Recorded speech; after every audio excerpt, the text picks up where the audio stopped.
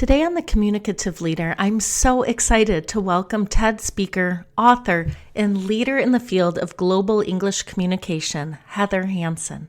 Heather's TED Talk, titled 2 Billion Voices, How to Speak Bad English Perfectly, has over 200,000 views.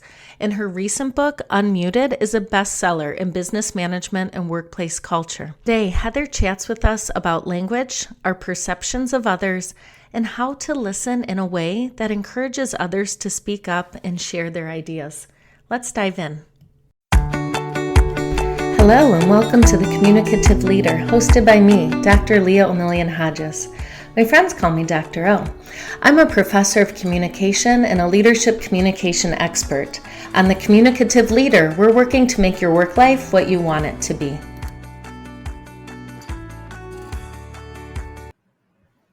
So Heather, thank you so much for joining us today on The Communicative Leader. You are an expert in an area I'm passionate about, communication, and I'm so excited to geek out with you over communication, empowerment, and inclusion. But before we dive into the ins and outs, can you tell us what brought you to this area?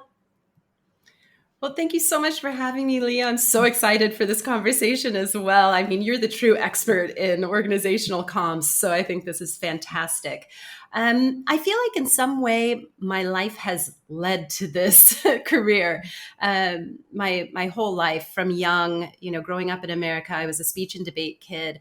I loved communication, everything about it, and especially in an international context. I knew from a young age I wanted to live abroad. I wanted to see the world, experience new cultures, new languages. So I did go off to study international studies with a focus on language and society. So that was even a linguistic anthropology style major, and looking at how we were using English to bridge cultures and languages all throughout the world.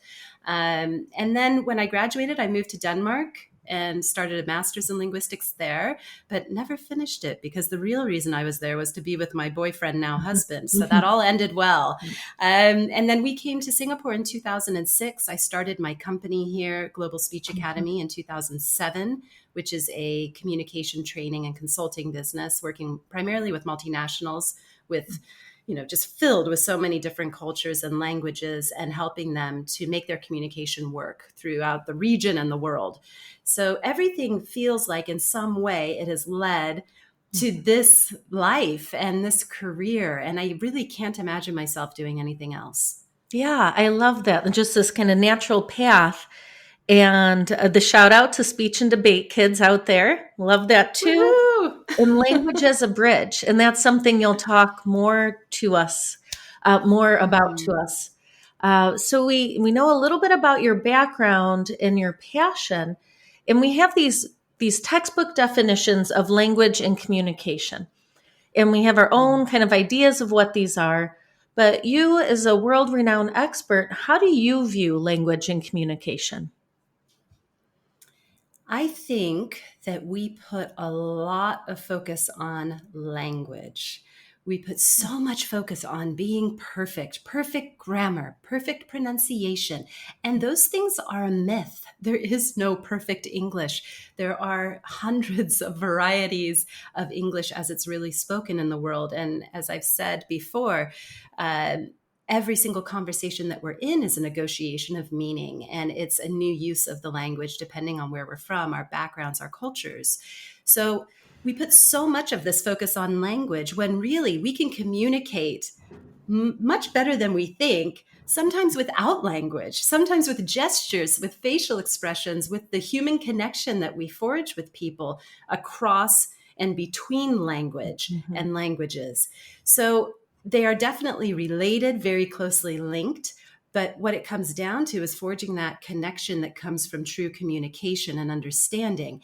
And that may take advantage of language. It may take advantage of any number of our other human skills to communicate whatever message we're trying to get across. So that would probably be how I see these two subjects intertwining, but also being quite separate in their own ways. Yeah, that's really helpful. I love that idea of spending too much time on language where we obscure communication and then I think also obscure connection in a way. Yeah. it can really stand in the way of that connection if we're so focused on, oh, why is his grammar so bad? Oh, I thought he spoke English. Oh, I can barely understand him. His accent is so strong, so heavy. When we focus so much on the language instead of trying to listen to the meaning behind that message, the communication that someone is trying to make with us, and the connection we're trying to forge. So the language can actually be a barrier in some senses. Yeah. Wow, thank you. And that leads us to your widely viewed TED Talk. And in your talk, you talk about language as something that can unite us and it can create community, but also something that can, and unfortunately often does, lead to exclusion. What can you tell us about this? We see this a lot in global business when we bring together different cultures, different languages. We have an underlying linguistic bias. We like to be around people who look and sound like us. So, along with the areas of discrimination that we are very familiar with around race, gender, age, disability, we often forget language. And language is an enormous part of this because from the minute someone opens their mouth, we are able to determine all of those other factors. We start categorizing. We can pick up the telephone and listen to a voice and say, this person is around this age. I know they're generally probably this educated. They're from this area of the world. They're this race. They are this sexuality. They're this gender. And we can hear it. And hearing it is not so much the problem. It's what we do with that information and the categories we've created after we've decided on them. So this linguistic bias that underpins everything is something many of us are not fully aware of. And I regularly have people say, oh, I love accents and I have no preference. But then they get on a phone call with someone in a call center in India when their computer isn't working and they hang up the phone. Oh, I hate speaking to them. They can't speak English. Their accents are so heavy. And so we do have preferences. We just aren't always aware. Yeah, that is so important. You're right, because there are so many inventories and scales out there where we can learn about other snap judgments we make. But I think, and I might be mistaken, but I think they largely overlook this linguistic bias that you're talking about. Yes. Normally, when we hear about linguistics at all in the diversity and inclusion conversation, it's around inclusive language, using pronouns, not saying you guys, being inclusive with the words that we use, creating word lists of words that we're not allowed to use anymore and use these words instead. And again, it's so much focus on the language itself instead of what's actually happening in the communication, the microaggressions that come out every time you say, oh, I love your accent. That's so cute the way you say that in the middle of a business meeting. How is that minimizing that person? And yes, you are being completely nice and you're trying to, give them a compliment. But in reality, when you hear those things every day, it's a marker of how much you truly don't belong.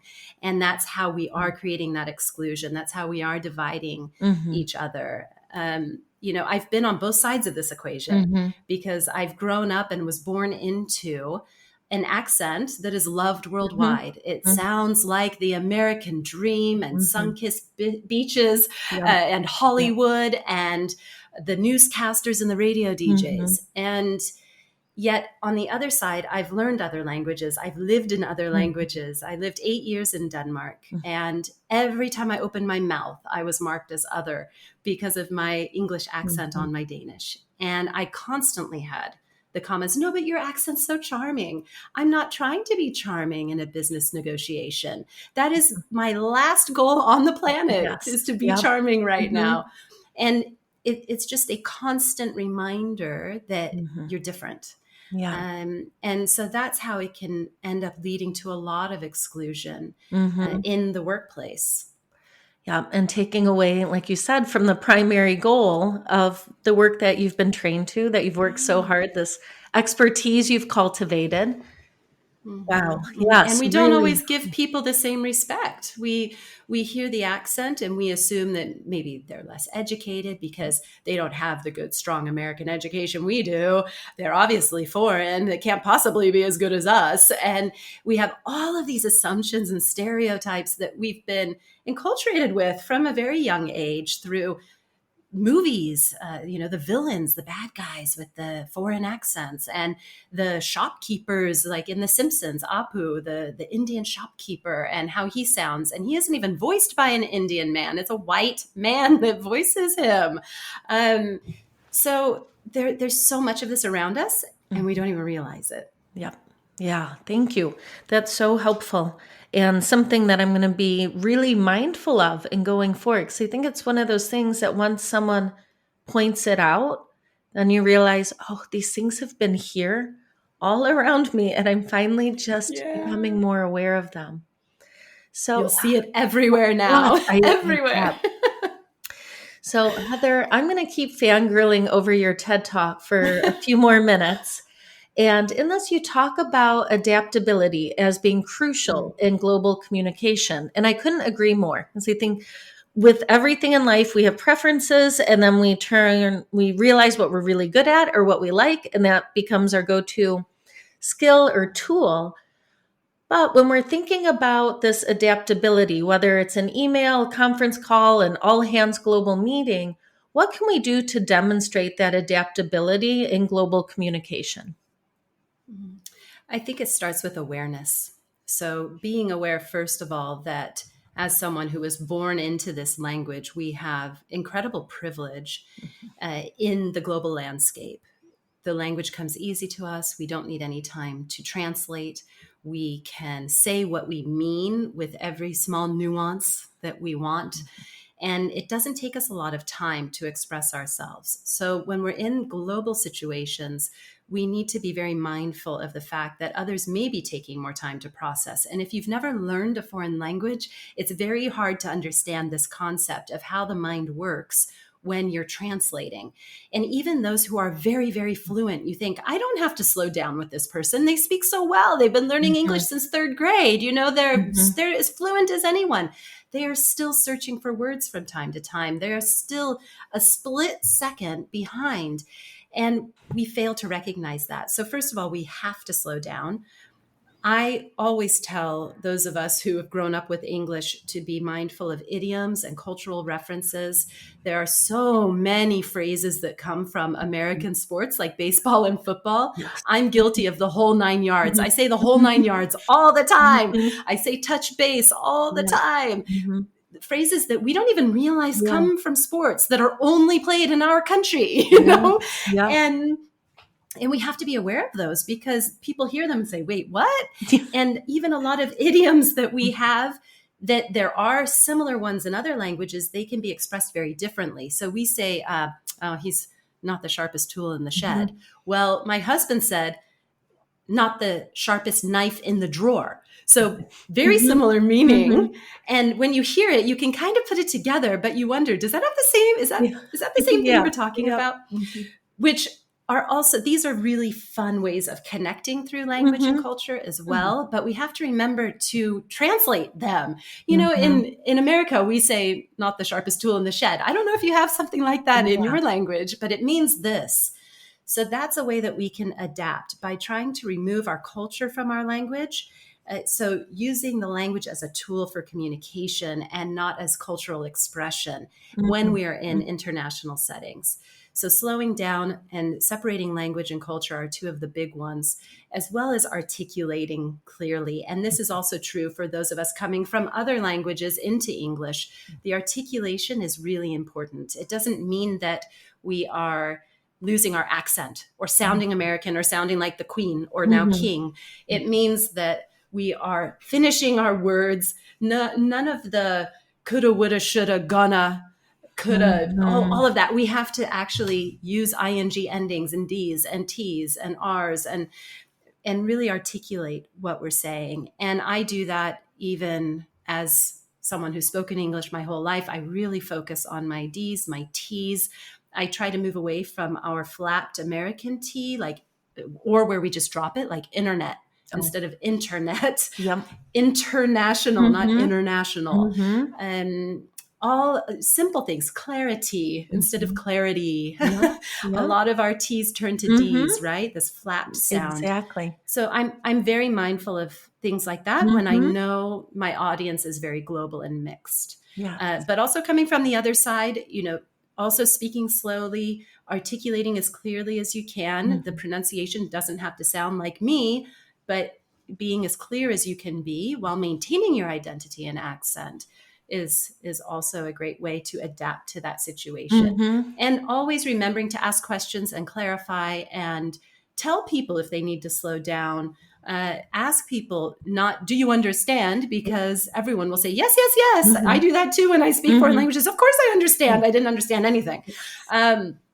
So really find other ways of clarifying. So what will be your next action? Not do you understand what I just asked you to do, but what are you going to do now before we meet next? Make sure that you hear it back and there is true understanding happening. So this is just a small handful of different ways that I encourage people to adapt their language, specifically in global settings. That is so helpful. Thank you. And what I love about this is these are all things that we can do with some intention and reflection. Yes. I think so much people think I don't have time to do another degree or to take another training course or to invest in equipment. And you don't need to. No, you don't. No, you don't don't need any of but let's that. just slow down. Yeah. Very helpful.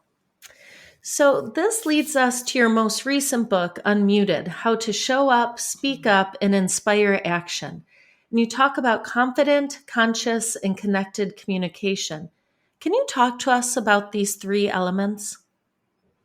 Sure. Yeah. And thanks for asking about that. I wrote Unmuted because I was getting very frustrated with the simplification of communication in the workplace.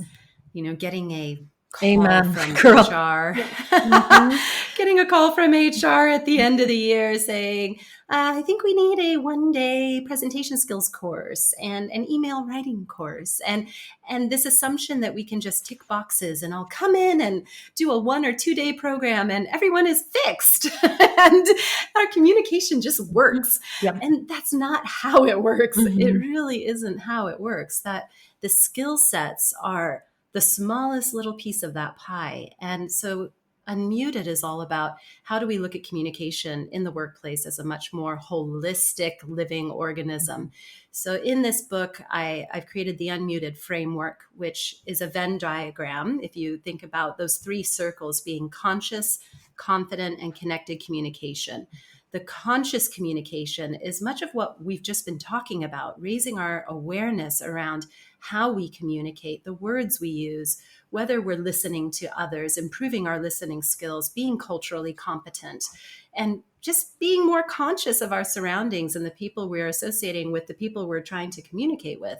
The confidence piece has everything to do with your self-confidence as well as that little sliver of the skills confidence. Do you know how to give a presentation? Do you have the skill set to write a clear email? Are your language skills at least at an intermediate, upper intermediate level where you can communicate globally? That's what the confidence is around. And then connected communication is about the connections, the human connections we're forging in the workplace. Is there psychological safety? Do people feel safe to speak up? Or are you going to point out their accent every single time they open their mouths? Are you going to shoot down their ideas every time they have one? So this connection is incredibly important. So in those overlapping areas, if someone is very confident, very connected, but not conscious, their voice is too loud. They end up dominating the meeting. They aren't listening. They're interrupting.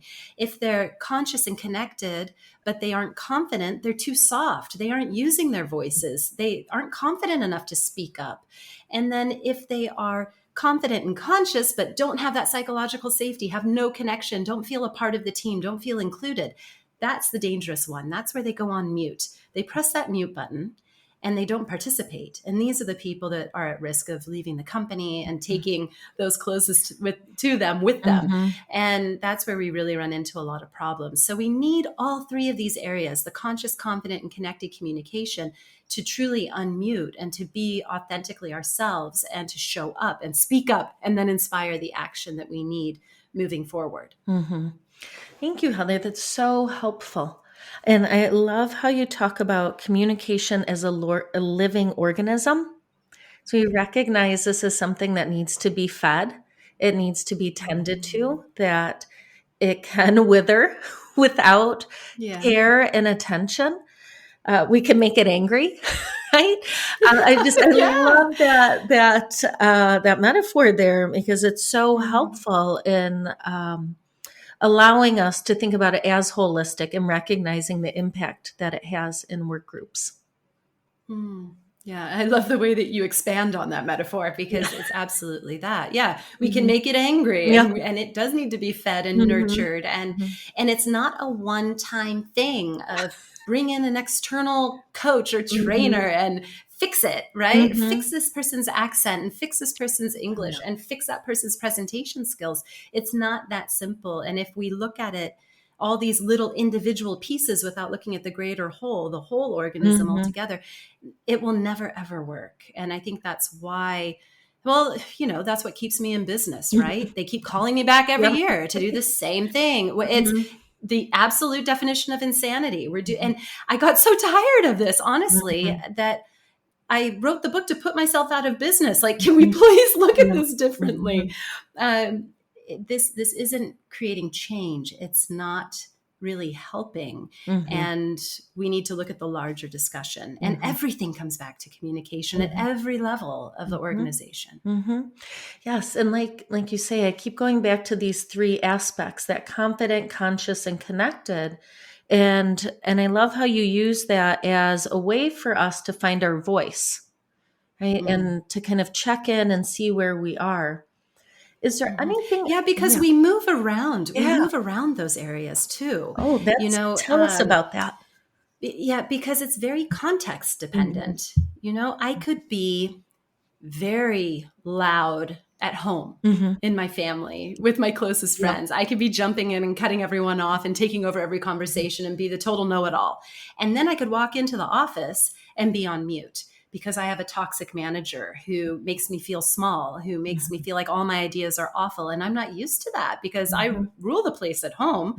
And how do we change and shift when we end up in different dynamics? When I speak English, I definitely am one of the loudest voices in the room. I try my best to be conscious of that. I try to slow down. I try to listen more. I try to give space. But when I move into Danish or German, I'm also incredibly soft, if not on mute. I have none of the confidence that I have in English.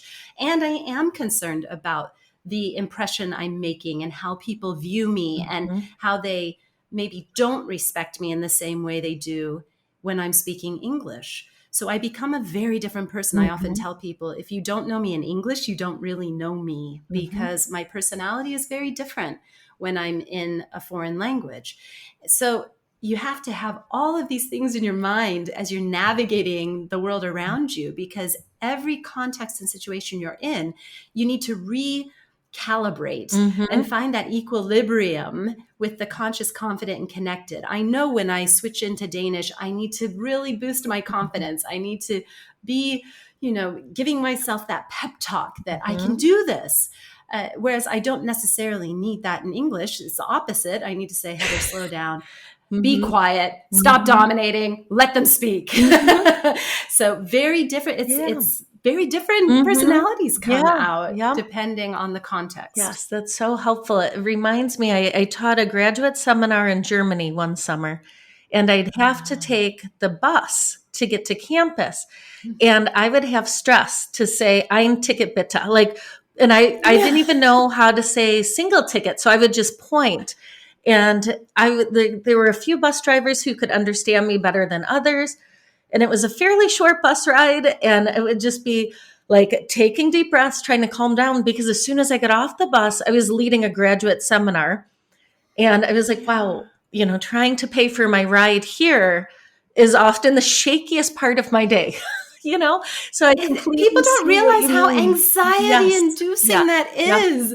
I resonate with that Mm-hmm. so much. I've been in so many situations, and it's only 3 words, Yeah. three Yeah. words, and you Yeah. can get so incredibly anxious about Mm-hmm. it. Oh, I mean, Mm-hmm. that's me in a bakery trying to Yes. order Yeah. carrot rye bread in Danish. If there are Mm-hmm. any Danes listening, Yeah. carrot rye bread. It's gula rose rubrol. It is the hardest thing for me to say in Danish, Mm-hmm. and it's my favorite rye bread. Naturally. So, Naturally. and of Mm-hmm. course, the local bakeries all know Yeah. me, Yeah. but oh man, it's almost like I can see them trying to not to laugh when Mm-hmm. they talk to me, but Mm-hmm. it's so anxiety inducing. Like, Yes. please just understand what Yes. I'm trying Yes. to You're like, say, and I'm trying don't really hard.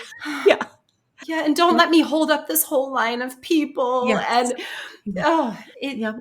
and then you walk in to run Mm-hmm. that lecture Yeah. with a bunch of students Mm-hmm. in a foreign language for Yeah. them, right? Exactly. Yeah. And Yeah. Yeah. well, you were trying to manage the 3 words to get Mm-hmm. your bus ticket. Yes. Yes. It was Yeah, such a and helpful reminder, especially before starting. And mm, again, really thinking about slowing down. yeah, yeah. Thank you. Uh, Yep. So I'm going to switch gears just a little bit. And, we're in the communicative leader. We think a lot about leaders. So first I want to think about our formal leaders, our managers, our directors, our supervisors, the folks who are in these positions of formal authority. What do you mhm. wish they knew about effective global communication?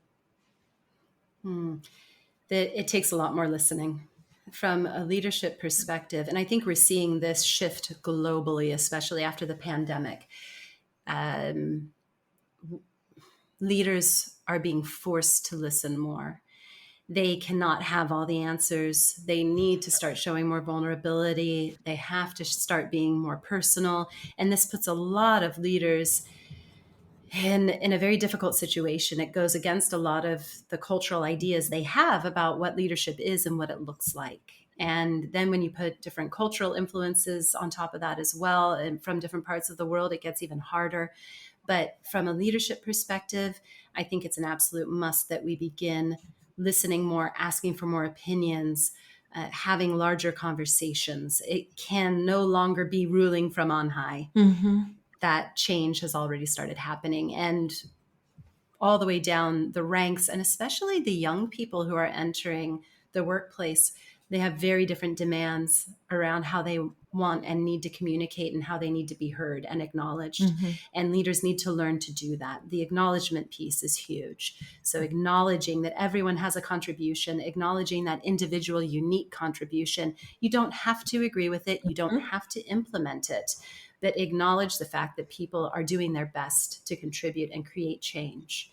That, I think, is the biggest lesson the leaders need to start embracing. Mm-hmm. Oh, that's so helpful. And it's so hopeful that you're starting to see this Mm-hmm. change in the work that you do. That makes me Definitely. really Definitely. excited. There's been a very big shift. Yeah, I am. I am. There's Yeah. a very big shift. For years and years, vulnerability has been a bad word Oh, in my presentations oh and yeah. training sessions. Emotions, The like, minute, get them out of here. Yeah. You're a no human. way, Get no out of here. way.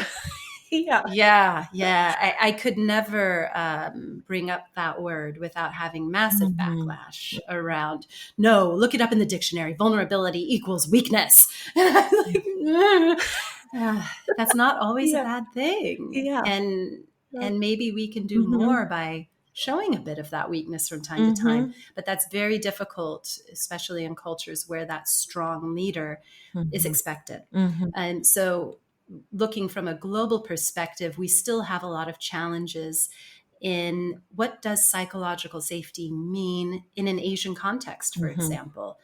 Does it play out the same way as it does in the Western world? It's a very, very Western idea, this idea of psychological safety, everyone speaking up, everyone contributing. Mhm. Can that really work in an Asian context Yes. where cultures of respect for Mhm. authority, of elders, of hierarchy and power Mhm. can we express ourselves and have psychological safety in the same way? I am not convinced we can successfully, but I haven't quite figured out what the alternative is. And we have to be very mindful of the fact that we come with these very Western ideas that dominate the global business landscape, from training programs, consultants, consultancies, external consultants who come in with very Western ideas of how things should be done. And maybe, just maybe, that's not always the right answer. So we do have to be mindful of the balance, the cultural influences that are at play. But across the board, I am still seeing a very real shift toward more vulnerability, regardless of culture. Yeah, excellent. I love that. Acknowledging individual contributions and listening, right? This, again, communication, Those are the folks, big it's ones. not a great mystery. What I think know, might be right? more mysterious is that we're not better at it. Maybe that's the mystery. Yeah. But that's okay. That's why we're talking and writing and researching and consulting and teaching. But again, getting back to But those it does, it basic, feels like we're talking common sense so often, and yet it's somehow so hard. Yeah.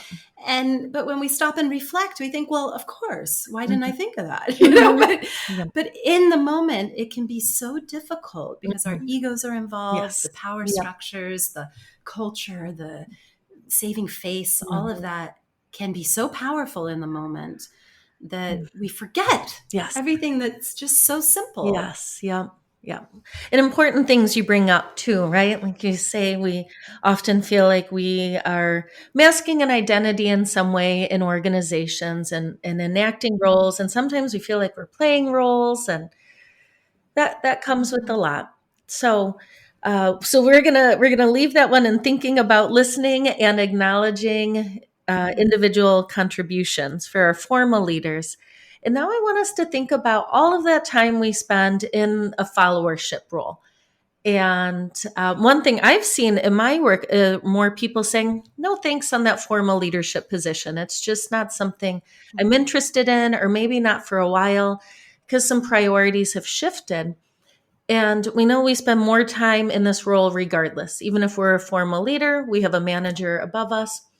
So what do you wish folks of all ranks across all industries, what do you wish that they knew about effective global communication? I think in that follower role, you have to remember and understand that you can be a leader at every level and you don't necessarily need that title. I work very closely with a data analysis firm in Denmark called Innovisor, and they have, through all of their research and data analysis, recognized something they call the 3% rule. And that is that there's 3% of every team or organization at large that has influence over up to 90% of that larger organization. And those 3% are never in the top leadership. They are the most influential people in the organization. If they're happy, everyone around them is happy. If they don't agree with a policy, no one else around them will agree with that policy. If they leave the company, there's a 500% greater chance the closest connections to them will leave within 6 months. So this 3% rule is very real. They see it across the board when they do social network analysis in massive, massive global organizations. So I want people at every single level to realize how much influence you can have through forging relationships and connection with others. You can have more influence than the CEO of the company through building the relationships and the networks within the company by being a strong communicator, by listening, by being caring, empathetic. You know, it's not the CEO with that power. It's Jane in accounts who remembers everyone's birthdays and remembers how old your kids are. It's those people who have the real influence. So when it comes to being a leader, don't get wrapped up in those titles. And I think you're absolutely right how more people are saying no thank you to that formal title, because we want that work-life balance. We want the freedom. We want to be able to turn off our computer and go home at night, or, you know, close our laptop and change into our pajamas if we're still working from home. You know, we're looking at our work differently. And I think more and more people, as you say, are going to start saying, I don't need that title. And Mm-hmm. I'm going to influence the organization differently. And my voice does matter. Mm-hmm. And I can find other ways of communicating that can inspire action within the company. Oh, I love that. I was literally just writing about referent power today and how we are leading anywhere and anytime, whether we're conscious and intentional with that or not. So thank you. I Yeah. love those statistics and that it came from a Mm. network analysis across different industries and companies. That is Mhm. eye Yeah, they opening. do amazing work, Yeah. and you can't, numbers don't lie. Yeah, Numbers don't exactly. lie. Yeah. I mean, And you can see in black and white on the page, mhm. how a company is connected and where the silos are created and who are those forces who are bringing people Yeah, our together and who boundary are the spanners. toxic ones. Yep. Yeah, it's amazing. It's Oh, amazing. incredible. So, yeah. Heather, I have two more questions for you. So, one thing that I've been thinking about as I started this podcast is recognizing how much of my focus in teaching and research and communication has helped me to be more mindful with my children, with my partner, with my family. And so I'm wondering how the same idea applies to being unmuted. So, if we're mindful of this impact of creating environments where those around us aren't afraid to share ideas, to speak up, maybe to dissent or offer those alternatives, how does this add to other areas of our life?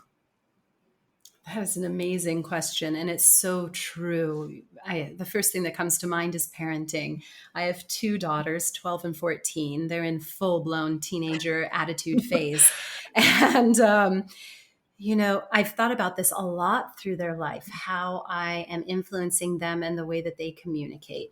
Because, of course, I sit here saying we need to be unmuted, we need to listen, we need to respect other Mhm, opinions. But how often on a daily basis mhm, do I tell my kids, you guys be quiet? mhm, Oh, you're making so much noise. mhm. Can we have a conversation about something, not just make noise? Yep.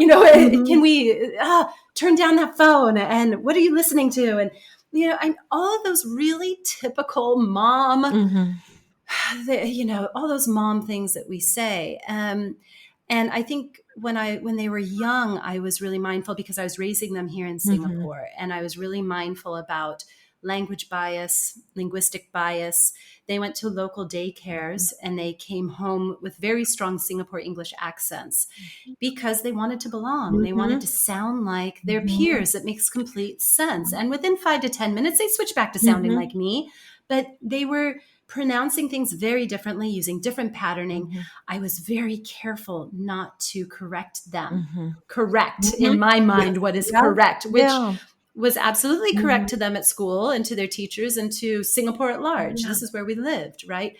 We very easily pass our biases and stereotypes onto our children. And in the same way we limit their voices, we're the ones who shape them, who allow them to be unmuted or Mhm, constantly mute them. mhm, And I mhm, struggle like every parent mhm, does in giving them a voice, in trying to guide them, in trying to build the confidence and trying not to dim their light. mhm, And we do it so often without thinking.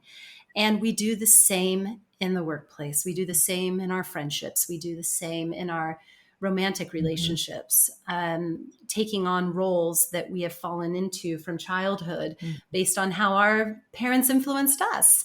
And this constant cycle continues. So breaking that cycle is very, very difficult. And I find it maybe even harder in my family than I mhm, do out in the world where I'm really consciously mhm, thinking about this. It's at home where mhm, I'm relaxed. I turn off. I mhm. forget all the Yeah. things I'm saying on all these podcasts and everything Mhm. I'm writing in my Yeah. books, and I revert to my Mhm, true me. mhm, And I do find that coming out in ugly ways at mhm, times, or towards my children, mhm, towards my husband, mhm, um, and vice versa. Of mhm, course, we are all mhm, doing this. We're all guilty of it.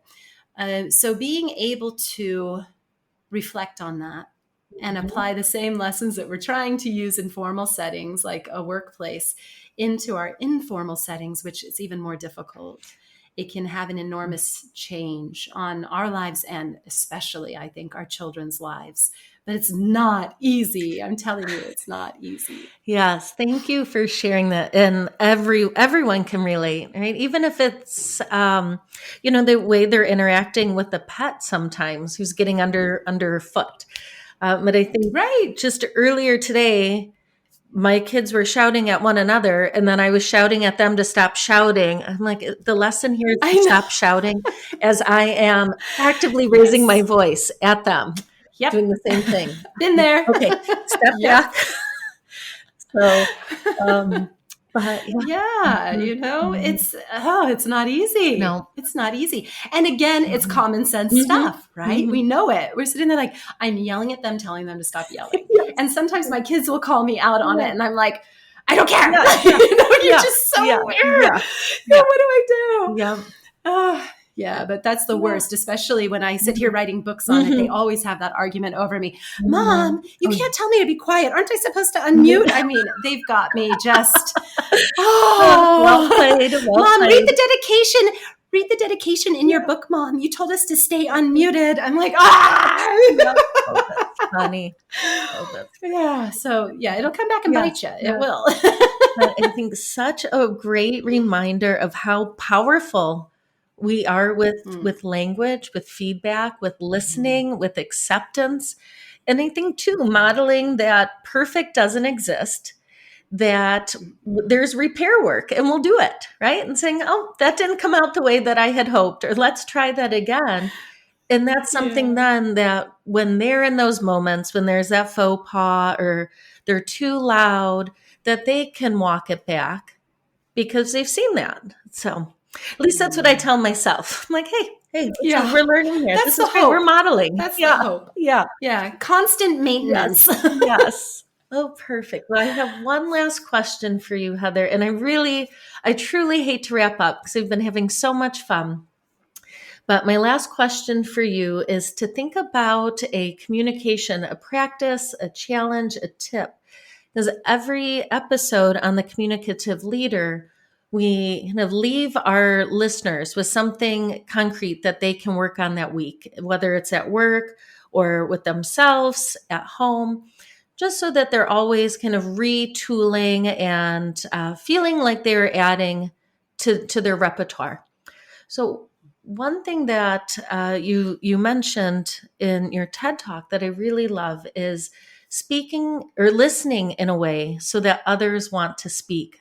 Gosh, that is so powerful. What are one or two things that we can do when we listen in a way that encourages others to speak? It's about withholding judgment and staying curious, really trying to understand. So, not trying to listen to respond or to judge and categorize the individual or figure out what you think their education level is or how old they are or all the other things you might be thinking about while they're speaking.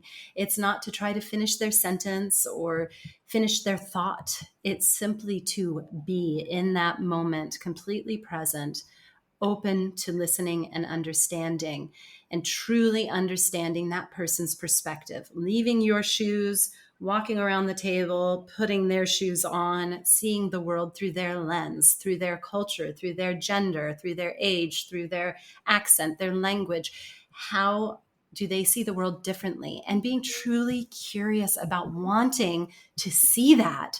That's how we really listen.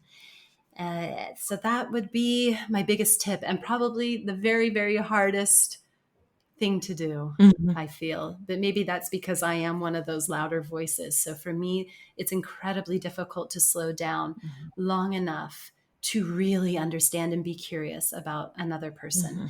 And that is where the magic of communication will happen. Yes, I love that. The magic of communication. It's perfect. Well, thank you, Heather, for joining us today on the Communicative Leader. We've loved this conversation and thinking about language as belonging.